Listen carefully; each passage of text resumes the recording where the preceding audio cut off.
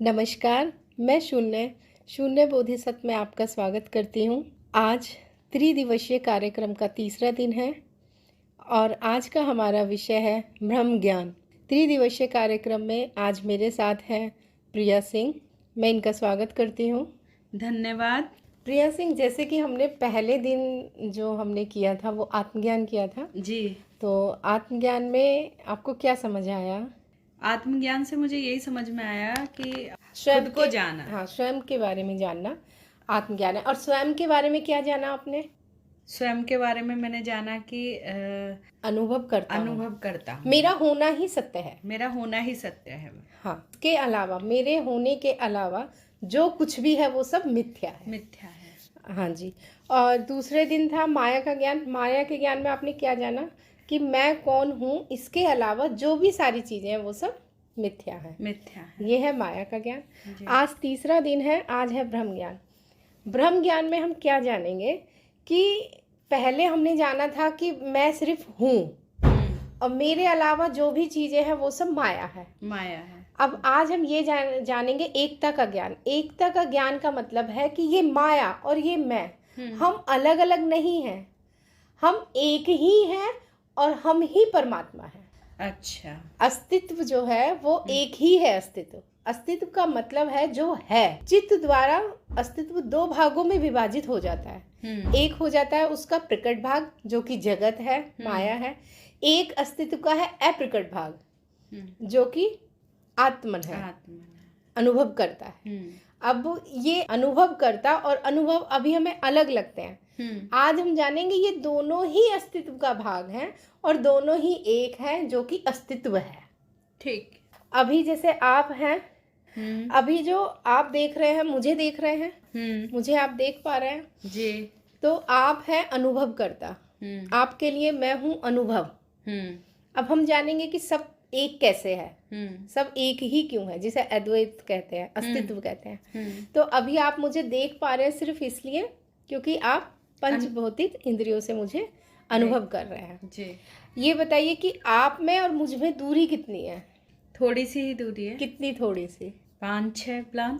लेकिन ये दूरी किससे किसकी है? एक शरीर से दूसरे शरीर की। तो इसका मतलब अभी भी आप अपने आप को शरीर मान रही हैं। अभी भी आपका चित्त आत्मन पे नहीं है। अभी भी आपका चित्त शरीर पे है। मैं जो है, मैं अनुभव करता हूँ, इस पे नहीं है। अभी आपका किस पे था? शरीर पे। तो आपने जो अभी दूरी बताई वो किससे किसकी बताई? शरीर से शरीर की दूरी बताई। अब दोबारा से सोच के देखिए कि अनुभवकर्ता से मैं कितनी दूर हूँ। तो इसके लिए तो ये ढूंढना पड़ेगा ना अनुभवकर्ता का स्थान कहाँ है, तभी तो दूरी को नापोगे। तो देखो कहाँ है अनुभवकर्ता का स्थान? जगत में तो है नहीं कहीं, नहीं। शरीर में भी नहीं है, कहाँ है? मुझ में ही है।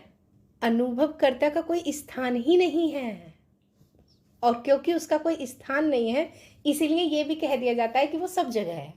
अच्छा, मतलब स्थान नहीं होता तभी ये कहते हैं कि सब जगह है। दूरी अनुभवकर्ता से अनुभव की दूरी कितनी है? कुछ भी नहीं है। कुछ भी नहीं, ये आप कह रहे हो अपने मुंह से, है ना? हाँ। तो अनुभव करता और अनुभव में कोई दूरी नहीं है। नहीं। क्या जब अनुभव करता, जब अनुभव कर रहा है तो क्या समय का अंतराल है? नहीं, समय का भी जैसे ही अनुभव करता आया वैसे ही अनुभव भी आ गया। मतलब अनुभव करता और अनुभव साथ साथ है। जैसे ही अनुभव करता होता है तो अनुभव भी साथ ही होता है। ये दोनों भी अलग नहीं होते। ना अनुभव अलग होता है अनुभवकर्ता से, ना अनुभवकर्ता अनुभव से अलग होता है। क्या ऐसा हो सकता है कि पहले अनुभव आ जाए और बाद में अनुभवकर्ता उसका अनुभव करे? पहले अनुभव आ जाए। हाँ, पहले मैं हूँ और फिर बाद में तुम मेरा अनुभव करो। तो अनुभव और अनुभवकर्ता दोनों इकट्ठे एक साथ ही थे। हाँ। है ना? हाँ। तो इससे ये होता है कि ना तो अनुभव और अनुभवकर्ता में स्थान की दूरी है क्योंकि स्थान है ही नहीं, और समय की भी दूरी नहीं है। ऐसा भी नहीं है कि अनुभव थोड़ी देर बाद होगा। जैसे ही अनुभव करता है अनुभव भी है। अब वो क्या अनुभव है, कुछ भी हो सकते हैं वो तो। ठीक है।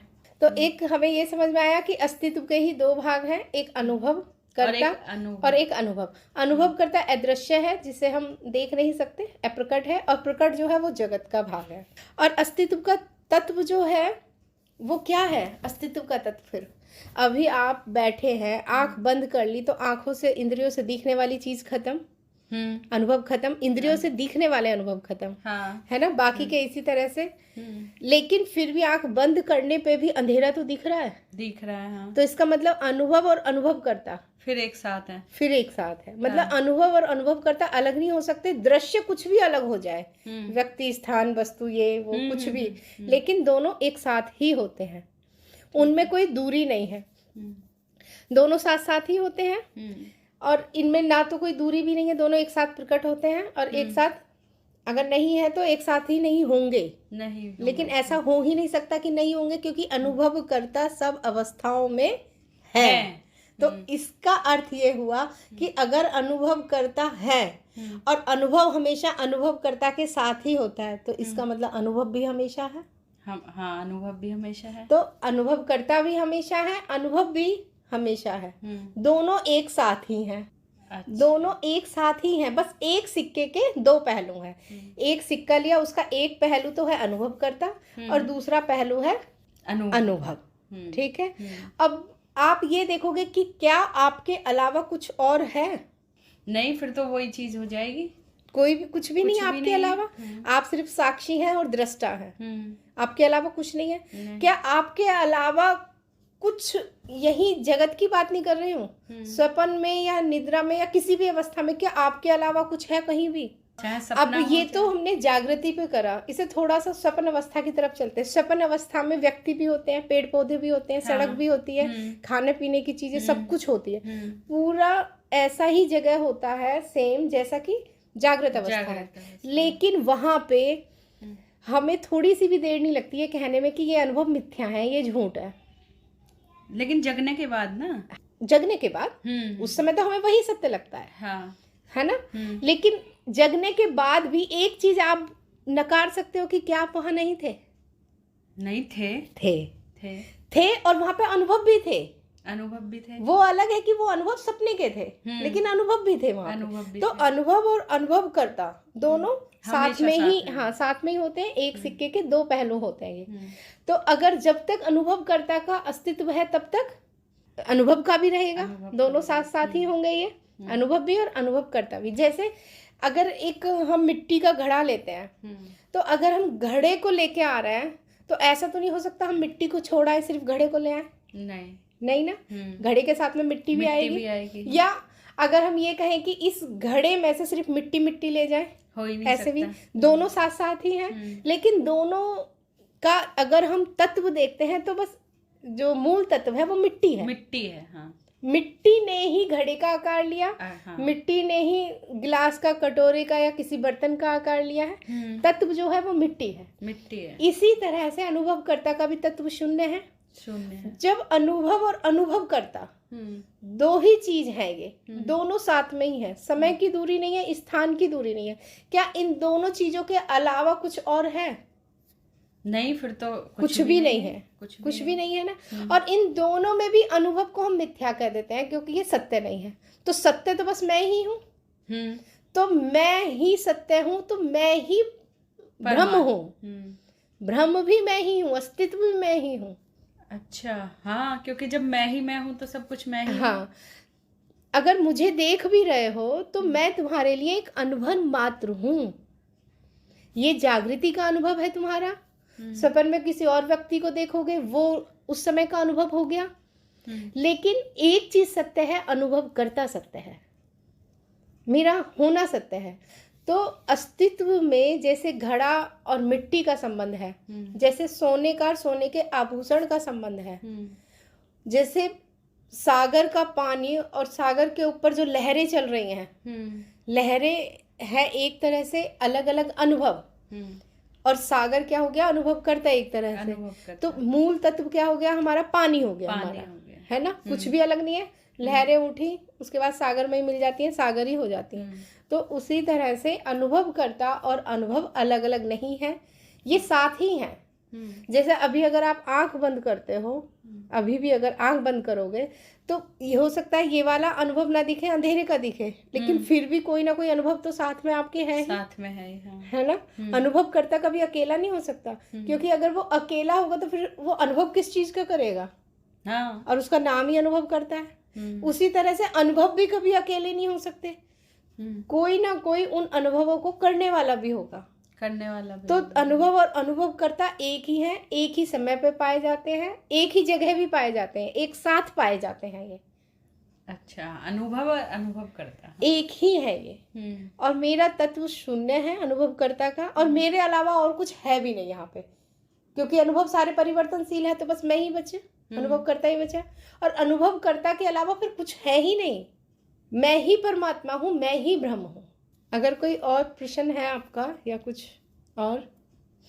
एक तरह से ये त्रिदिवसीय कार्यक्रम होने के बाद कुछ लोगों की आध्यात्मिक यात्रा यहाँ खत्म हो जाती है, जो लोग बिल्कुल किनारे पे होते हैं। कुछ लोगों की यहाँ से शुरू होती है, कुछ की खत्म हो जाती है, कुछ की यहाँ से शुरू होती है।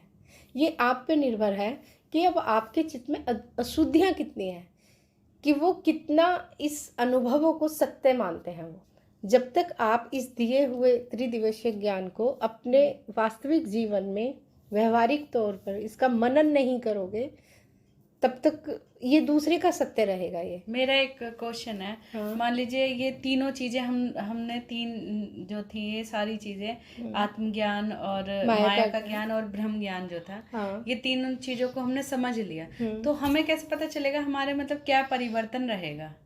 हमारा जीवन तो ऐसे ही चलता रहेगा ना? ऐसे ही चलता रहेगा, क्योंकि अभी तक आपने सिर्फ सुना है इसको ग्रहण नहीं किया है। ये आपका सत्य नहीं है, अभी तक ये सुनी सुनाई बातें हैं।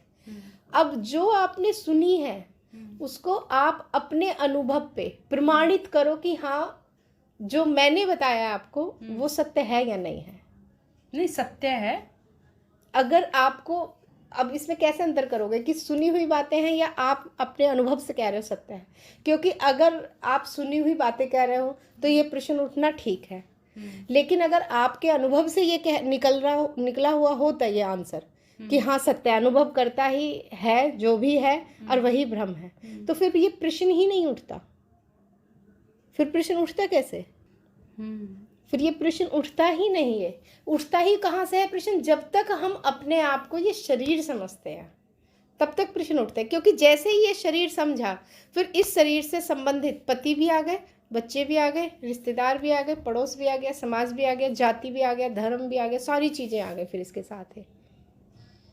और क्योंकि मैं सिर्फ दृष्टा हूँ, मैं सिर्फ अनुभव करता हूँ, फिर उसके बाद पूरा संसार की लीला चलती रहेगी और हम उसको सिर्फ देखने वाले हो जाएंगे।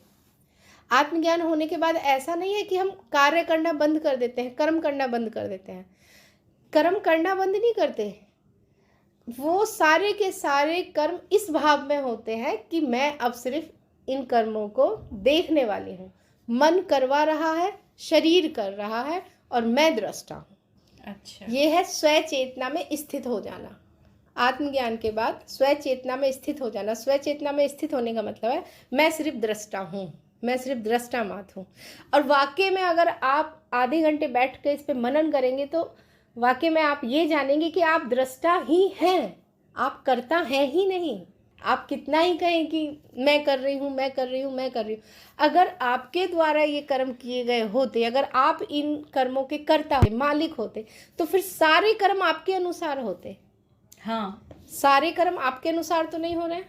अगर सारे कर्म आप ही कर रहे हैं, कर्ता आप ही हैं उनको, तो सारे कर्म आपके अनुसार होने चाहिए वो। लेकिन ऐसा तो है नहीं कि सारे कर्म हमारे अनुसार होते हैं। नहीं, ये मन करवाता है, चित्त करवाता है और शरीर करता है, और मैं दृष्टा हूँ। बस इसी को कहते हैं चेतना में होना, जिसको ये याद रहता है हमेशा कि मैं अनुभव करता हूँ और ये सारा मेरे अलावा, मेरे होने के अलावा जितना भी ये संसार का विस्तार है, ये सब माया है, मिथ्या है। इसी तरह से है जैसे सपने में एक पूरा जगत होता है, उस जगत में लोग होते हैं, व्यक्ति होते हैं, वहां भी हम कर्म कर रहे होते हैं। सपने में जब कर्म हम कर रहे होते हैं, चलना या सोना या खाना, तो वो कर्म कौन कर रहा है? वो सब अपने आप हो रहे हैं। चित्त के द्वारा हो रहा है वो सब। जागृत अवस्था को अच्छे से समझने के लिए अगर हम स्वप्न अवस्था लेते हैं, स्वप्न अवस्था में मैं चल रही हूँ, सो रही हूँ, खा रही हूँ, वो सब कौन कर रहा है? चित्त कर रहा है अपने आप ही। पूरा एक लोक को क्रिएट कर दिया हमारे मन ने। देखते हो कितना शक्तिशाली है हमारा मन। पूरे एक लोक का निर्माण कर दिया जिसके अंदर पेड़ पौधे होंगे, जानवर होंगे, लोग होंगे, बोल रहे होंगे, सुन रहे होंगे, खा रहे होंगे, और वो आपका बिल्कुल व्यक्तिगत जगत है, उसमें दूसरे का कोई इंटरफेयर भी नहीं है। सिर्फ सत्य ये है, मेरा होना सत्य है बस। क्या अपने होने को भी समाप्त किया जा सकता है? नहीं, मेरा होना कभी समाप्त नहीं हो सकता। मैं थी, हूँ और रहूंगी। अच्छा, तो ज्ञान सिर्फ ये है कि ये जो चीजें हैं मतलब कुछ नहीं कर सकते, अनुभव करता होते हैं, हम करता भी नहीं होते। और करता अगर हम ये कहें कि फिर ये कर कौन रहा है, ये अपने आप ही हो रहा है ये। और ये वही वाली बात है कि था, है और रहेगा, हमेशा रहेगा ये। जिसे सपने में भी कौन कर रहा है? तो जैसे ये कहते हैं कि जीवन और इससे क्या नाम है वो मुक्ति मिल जाती है, जीवन मरण से। जीवन मरण से। जीवन और मरण किसके द्वारा ये सब हो रहा है? जीवन और मरण किसके द्वारा हो रहा है? मैं तो अनुभव करता हो गई अब, तो ये कौन कर रहा है? जन्म ले रहा है और मर रहा है, कौन कर रहा है? ये मन। मन से मुक्ति को ही जन्म मरण से मुक्ति कहते हैं। इसीलिए संत महात्माओं द्वारा ये कहा जाता है, इच्छाओं, जब इच्छाएं हमारी खत्म हो जाती है तो इंसान मुक्त हो जाता है। तो इसका मतलब अगर हमारी सारी इच्छाएं सब समाप्त हो जाएं तो हम इस बंधन से भी खत्म हो जाएंगे। अभी यही इसी क्षण आप मुक्त ही हो। अनुभव करता मुक्त ही है। सिर्फ उसने अपने आप को मान लिया है कि हम बंधन में बंधे हुए हैं। जब इच्छाएं ही नहीं है तो जन्म लेने का उद्देश्य क्या हुआ? जन्म होता क्यों? इच्छाओं के लिए तो होता है, इच्छाओं की पूर्ति के लिए। इच्छा ही नहीं है तो अगला जन्म भी नहीं है। इस शरीर के यंत्र को प्रयोग करने की जरूरत ही क्या है? इस शरीर का उपयोग हम किस लिए करते हैं? इच्छाओं की पूर्ति के लिए ही तो करते हैं। तो इच्छाएं नहीं है तो अगला जन्म भी नहीं है। जन्म मरण से मुक्ति, जन्म मरण से मुक्ति मन ही है। जो भी अनुभव करता के अलावा सब कुछ मन है। जो भी है अनुभव करता के अलावा सब कुछ मन ही है। और अनुभव और अनुभवकर्ता दोनों एक है। और मैं ही ब्रह्म हूँ, क्योंकि मेरे अलावा कुछ है भी नहीं। आप कितना भी इस पे बैठ के मनन करेंगे, क्या इन दोनों चीज़ों के अलावा तीसरी चीज़ है? तो नहीं है। और ये दोनों भी एक साथ ही हैं। ना समय की दूरी है, ना स्थान की दूरी है, किसी भी चीज़ की कोई दूरी नहीं है। ये एक साथ ही है ये।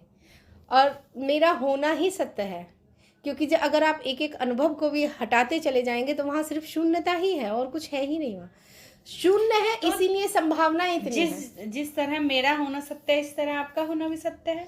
आपके लिए तो मैं अनुभव हूँ ना। हाँ, क्योंकि अनुभव और अनुभव करता जो है वो दोनों साथ में मैं आपके लिए वो व्यक्ति हूँ जो सपने में आपके व्यक्ति होते हैं। जैसे मेरे लिए मेरा होने के अलावा सारी चीजें मिथ्या है। जागृत अवस्था भी मिथ्या है, सपना अवस्था भी मिथ्या। तो आज हमने यही जाना कि मैं ही ब्रह्म हूँ। और इसके लिए कहीं दूर जाने की जरूरत भी नहीं है, क्योंकि कहा जाता है कि सत्य जो है वो अभी है, यही है, प्रत्यक्ष है। कि सत्य अभी ये है कि आप हो, सत्य ये अभी है कि आपके सामने अनुभव है, सत्य ये है कि एक ही साथ है अनुभव, दूरी भी कुछ नहीं है। क्योंकि जब आपको यही नहीं पता कि अनुभवकर्ता का स्थान कहाँ है, तो और जब आप मैं हूँ में जाके आप देखेंगे, अपने आप को अनुभवों से अलग करेंगे, तो बस आप ही आप हैं। और इन दोनों को ही मिलकर अस्तित्व बना है।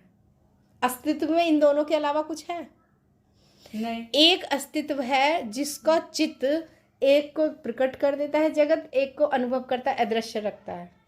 तो ये है तो दोनों अस्तित्व के ही भाग ना। तो अस्तित्व ही मैं हूँ, बस मैं अस्तित्व का क्या हूँ? अदृश्य भाग हूँ, या ये कह लूँ मैं ही अस्तित्व हूँ। यही शब्द है जिसे कहा जाता है अहम ब्रह्मास्मि। ये अंतिम शब्द है, इसके आगे कुछ नहीं शब्द हो सकता। ये बिल्कुल आखिरी शब्द हो गया, ज्ञान की एकदम पराकाष्ठा, बिल्कुल आखिरी।